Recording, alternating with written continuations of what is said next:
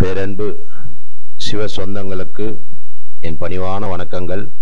இது ஸ்ரீ அண்ணாமலையார் சேவா அறக்கட்டளை, கோசாலை, திருவண்ணாமலை கிரிவல பாதையில் உள்ள ஸ்ரீ அண்ணாமலையார் சேவா அறக்கட்டளையின் பதிவு. இது என்ன பதிவுன்னு கேட்டீங்கன்னா, பௌர்ணமிக்கு கிரிவலம் வரும் சிவபக்தர்களுக்கு குடிப்பதற்காக மினரல் வாட்டர் தானமாக வழங்கி வருகிறோம். கடந்த 10 ஆண்டுகளாக. இதுவரை ஸ்பான்சர் யாரும் இல்லை.